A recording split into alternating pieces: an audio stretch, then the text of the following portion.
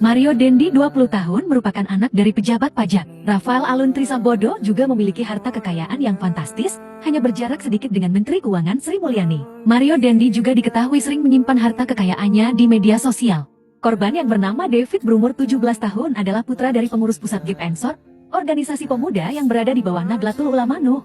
Kasus berawal dari penganiayaan yang dilakukan Mario Dendi terhadap David pada malam tanggal 20 Februari tahun 2023. Menurut keterangan saksi, David sedang berada di rumahnya ketika ia mendapat WhatsApp dari mantan kekasihnya Agnes 15 tahun. Agnes menghubungi David dengan dalih hendak mengembalikan kartu pelajar. Ketika David keluar dari rumahnya, Dendi bersama rekan-rekannya sudah menunggu David dengan mobil Jeep Wrangler Rubicon. Dendi meminta David untuk masuk ke mobil tersebut dan membawanya ke sebuah gang gelap. Disinilah penganiayaan terhadap David terjadi. Dari video penganiayaan yang beredar, David sudah terkapar tak berdaya dan Dendi masih memukuli bagian kepala dan muka David. Ketika memukuli David terdengar suara-suara seolah mereka melakukan selebrasi terhadap tindakannya terhadap David. Terdengar pula kata-kata bahwa mereka tidak takut dilaporkan atas tindakannya.